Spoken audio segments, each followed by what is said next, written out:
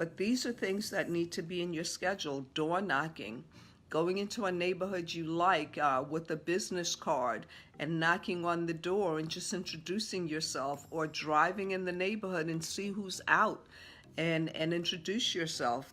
This is one-on-one is better and easier. And if you are bold enough to do the one-on-one, your skill set of dealing with people is going to grow much faster. Now, as much as I talk, people might think I was born this way, and I wasn't. I remember being in school and I was called up to do a book report.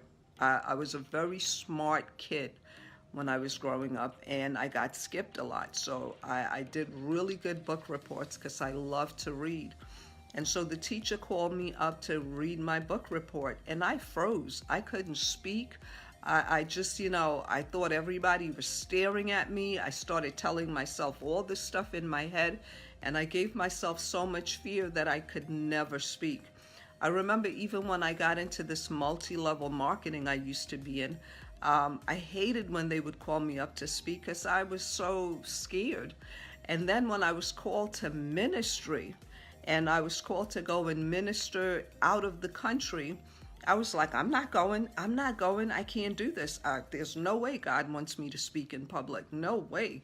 And people literally started coming up to me, and different apostles that, didn't even know each other would come up to me and go, your mouth is anointed. Your mouth is anointed. And I'm like, why is God letting people do this to me? Or they'd walk up to me and say, your mouth is anointed. Or they'd say stuff like, God has given you a message. You're don't worry about it. Just different things like that. You're the messenger, but the message is coming through you. So it just built me up. And then I finally, I see you, Anthony Williams. Thank you, love. I love you. I really love my Anthony Williams. That's my son, everybody. And he's a star player in real estate. So I encourage you to follow him on Instagram at Real Estate is Power.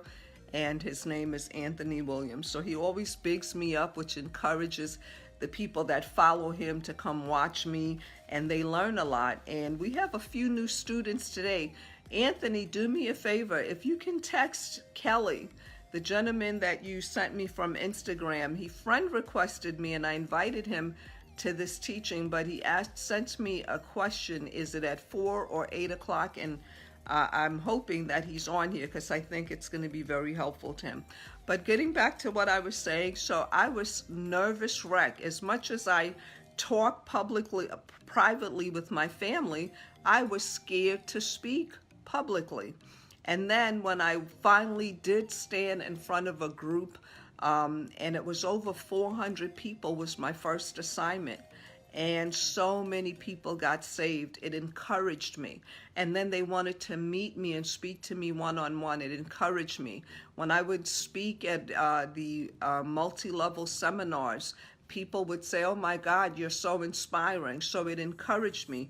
You've got to learn to speak publicly as well as privately. So the more I had to speak, the more I studied on it. That too needs to be added to your training, because when you're door knocking, there's a specific way to door knock. You don't want to just ring the doorbell and stand right at the door. You ring the doorbell and you back up a little bit so that they can, you back up a little bit so that they can see you and be able to look at you and be able to, see who you are. It's nice. What I do with people that are going door knocking with me, I encourage them to wear a name tag so people see them. I would even get people that are consistently on my team real name tags that they can pin on. You can buy them pretty much anywhere. And so that's very helpful. The other thing you want to have on your schedule is follow-up time. You have to follow up. If you're doing postcards and yellow letters, you don't want to answer every phone call. You don't want to answer everybody that calls you from your postcards or yellow letters. You want them to leave a message so that you can hear what is their intention, and then you call them back. If you were going to your doctor's office and you just call him and he's always available, I mean, would you think that doctor is a professional? Most doctors are not going to call you like that until they get to know you. I've had attorneys that didn't call me right away, but after we built a relationship and they saw I was about my business, then they would pick up the phone call for me. So you do the same. You're the professional.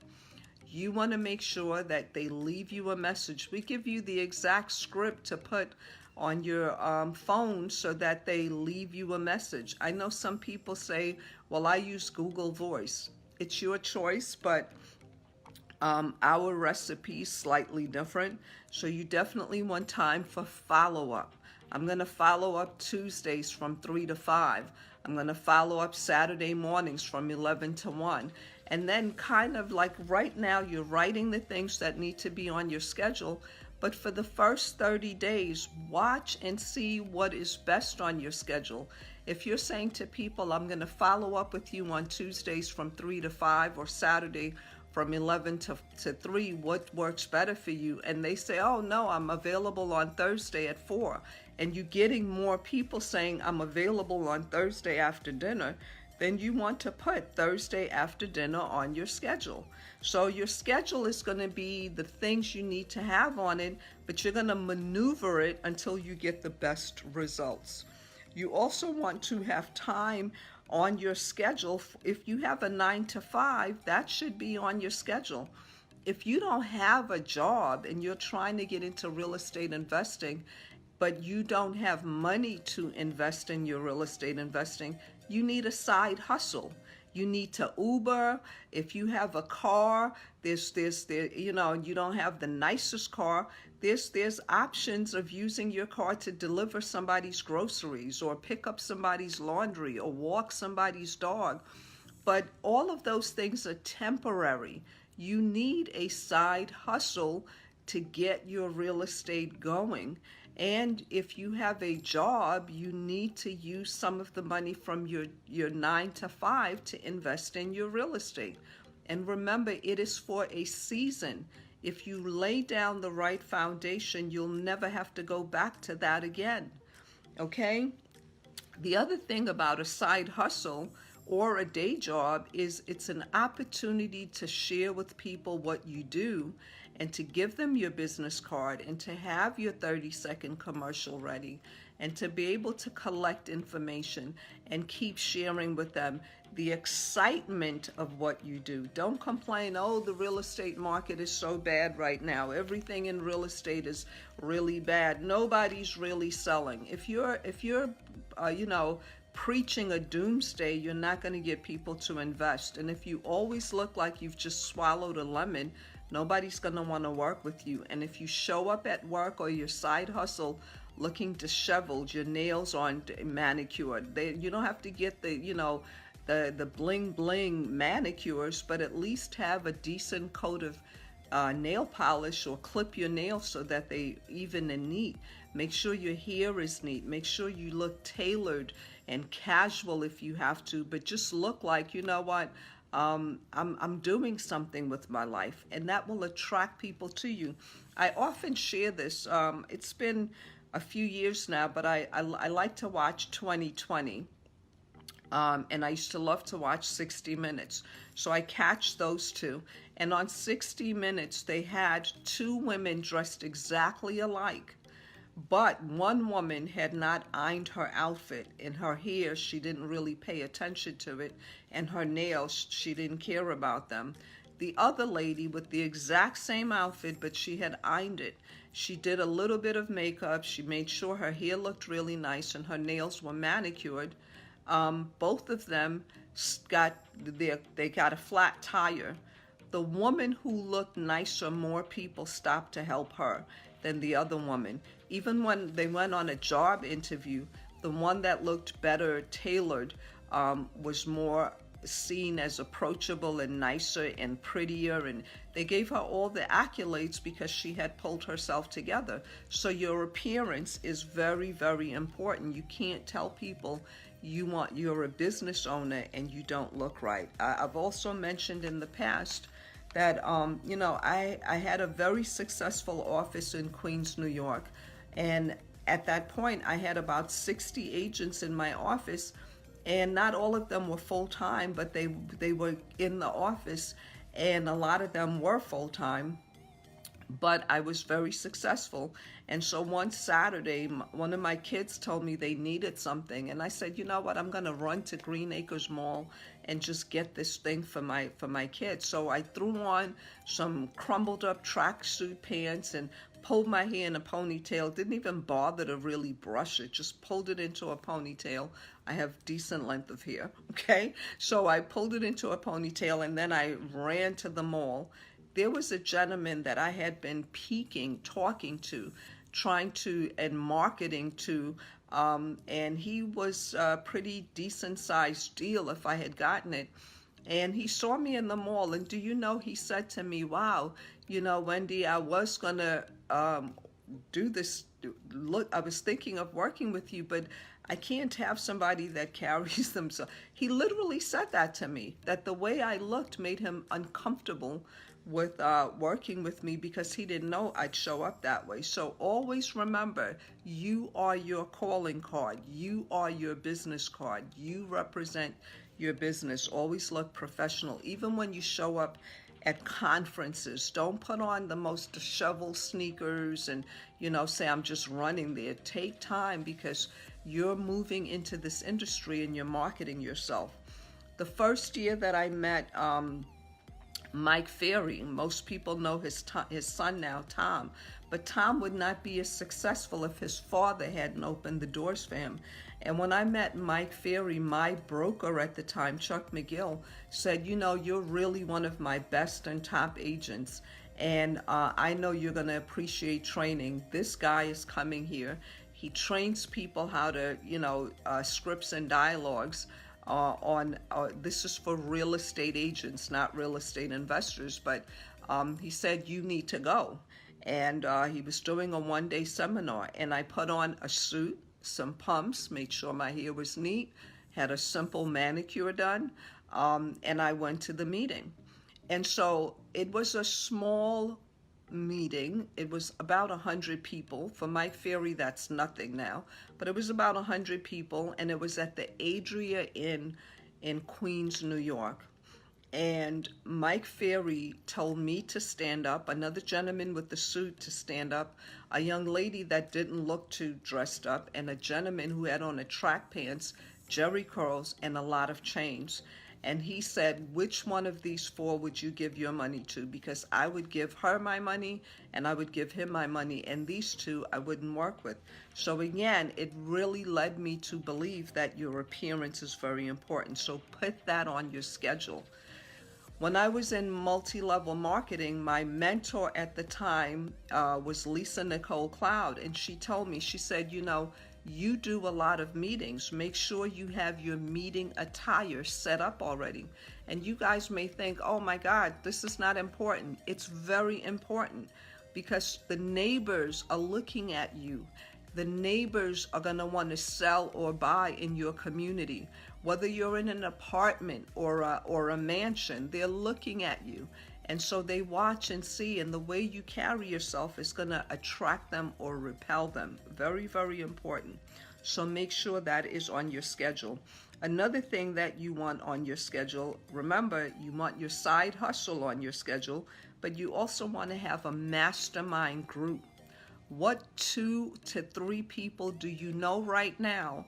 Not the ones that are getting started like you are and are complaining all the time about real estate, but even if they're a couple of weeks ahead of you, but they're positive, they're motivated, they're doing the money-making activities, they're door knocking, they're driving for dollars, they're calling for sale by owners, they're getting their own list, and they're sending, postcards or yellow letters to their own list, and they're doing the steps that they know to do. They're investing in mentorship. Which 2 or 3 people do you know like that? Connect with them and do a mastermind group. That is so important to me, a mastermind group. It's helped me over and over and over. And the higher you want to go, the more access you want to people that have done what you want to do, and you can get on the phone with them. That's what a mastermind group does. They get on the phone once a month or once a week, and you share ideas and you let them know, this is what I was thinking of doing, or can you give me feedback? I'm trying to do a deal like this. Very, very important. It's so important that that's one of the programs that we offer. But you can find somebody, maybe somebody that you can reach out to, a book you've read. See if there's something or somebody, and one could be a real estate agent that's a top producer, but you want to have a mastermind group. That should be on your schedule. Reading and listening to motivational speakers should be on your schedule. Listening to real estate business, real estate wholesalers, real estate investors, that should be on your schedule. And then how you're going to change your circle, adding new people, taking people away, that should be on your schedule. Time for writing up contracts, because when you first go talk to a motivated seller, your goal is not to get them to do a deal with you. If you just go in and say, okay, I know you called me back about on my postcard, and your house, it's a big mess, so I can only give you $20,000. You're not building rapport and you're not collecting information. That is not going to do the deal for you. Your first meeting with a motivated seller, you're building rapport and you're collecting information. If you don't start off like that, they're not going to work with you long term. So you always want to build a relationship and you want to build rapport. So you put that on your schedule. How many people am I going to meet this week, sit at their kitchen table, meet them at a Starbucks, meet them somewhere, and talk about real estate and working on getting their contract. Then you have time to go to closings. You also have to put time for team building. You also have time put on their list building. You have to collect emails from more buyers, cash buyers, and other investors. People only focus on cash buyers, but wholesalers are also other people that wholesale might buy your property because they have somebody else that wants to buy it. I had a person tell me that they lost a deal because they were promoting their property, and this person responded and wanted it, but this person was another wholesaler, so they didn't do it.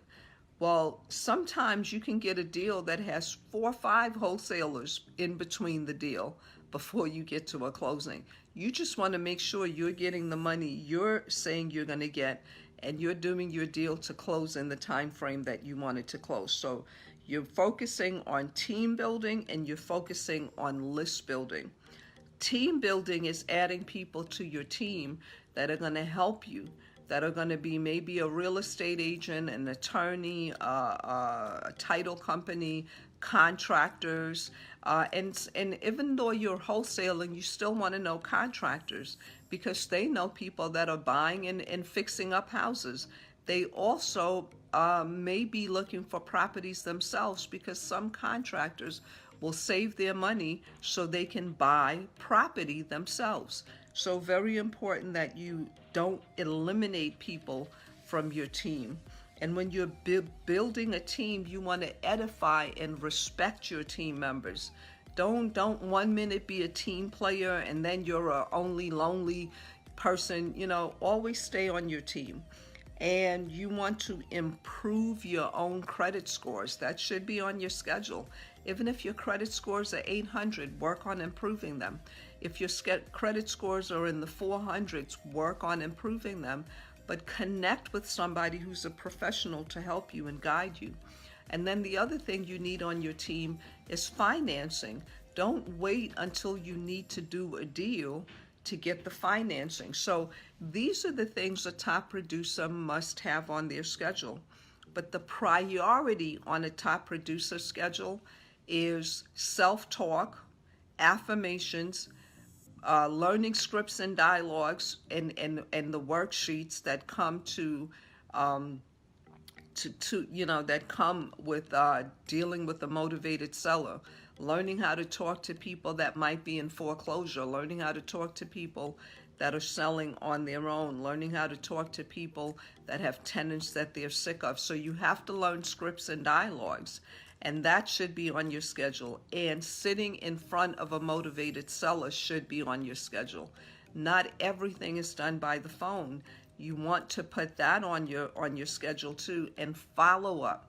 Your finances are in the follow-up. Your freedom is in the follow-up. If you're not good at follow-up, practice follow-up.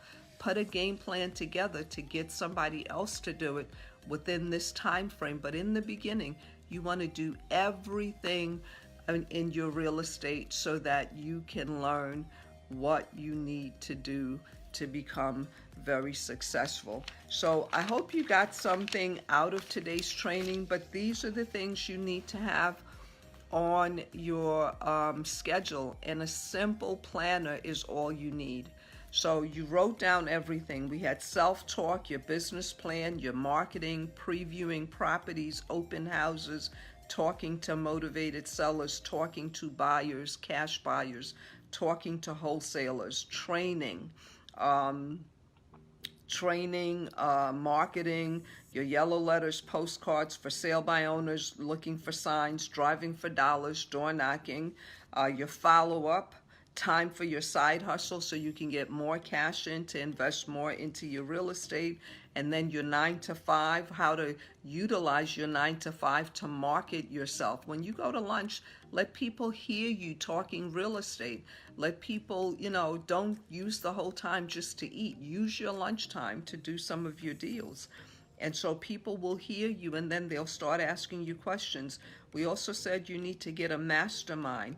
You need to read and listen to more motivational stuff, and you need to read and learn more about the industry of real estate and the concept of wholesaling, and also the concept of real estate investing.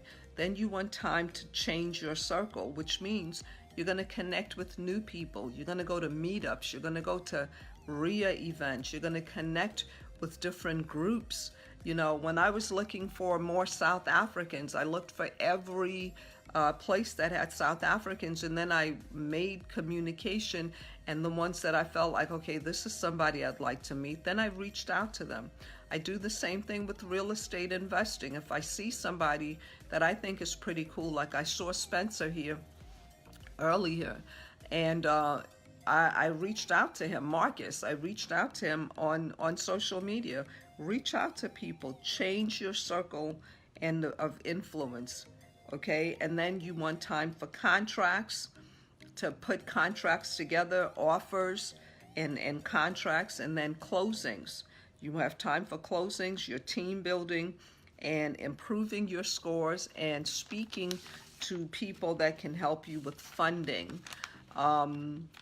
Again, this is just some of the stuff. We go into more detail in the Yellow Letter Mentoring Program. And so if you are somebody that likes this community, I encourage you to go over to the Yellow Letter Mentoring Facebook page and like the page. And then you can watch some of our trainings that we've done in the past. They're on there. You can also follow me on Instagram at Wendy Lovejoy Coaching. We have meetups in the area. We actually have one coming up this Thursday in the Gwinnett area. So you're welcome to come out to that. We have a meetup in New York that's often as well. You can go out to those. The meetups are free. Sometimes we have them in places where you might have to buy a cup of coffee or a cup of tea and or have breakfast, like the one that we're having on Thursday is a breakfast meeting. It's like 10 to 12, and it's an opportunity to network, share your deals, meet area leaders, and just talk to each other.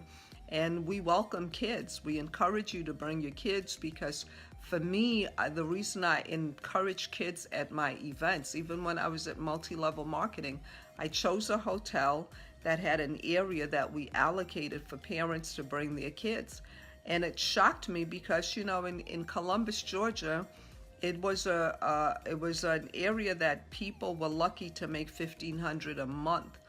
So I would bring in food, and some kids wouldn't really get the kind of food until they got there. We'd bring extra bagels, extra, sandwich meat, extra bread, juices, and let people take it home when the meeting was over. So the kids would be still and good because they wanted the goodies on the table. But what I was doing is letting them hear how about money, about earning money, about business, team building. So they were hearing this, and it was picking up in their subconscious. In real estate, we do the same thing. We want the kids to come. That's why my kids are now successful in real estate. I would just bring them and expose them to this stuff, and they picked it up naturally. So we encourage you to bring your kids. So we have the meetups, we have different events, we have this live stream pretty much every Tuesday until God puts it in my heart to change the time. So you have different ways of connecting with us. And if you want to learn more, you can go over to the yellowlettermentoring.com, and you can learn of some of the other programs we have. And as I mentioned, there's no prices on there. You can't click a button and opt into it. The only thing you can do is click a button to schedule a call, because if we are not a good fit for each other, we won't take you in the program. And we look for people that are coachable and that definitely have tapped into their why, because that's going to motivate you. It's going to make you do a lot of the stuff I just said, okay? Those are the things that need to be on your schedule. So with that being said, thank you again for spending another hour with me on a Tuesday. I hope you got something out of it. I hope you watch this again and, catch on the things that you didn't hear before. We're going to upload this on the Yellow Letter Mentoring Facebook page if you want to watch it again. With that being said, thank you so much. Go out and do some of these activities. At least attend an open house. Go door knocking. Go driving for dollars. Take some addresses down. Get some postcards out. Do some yellow letters. But get started, okay? Talk to you later. Bye, guys.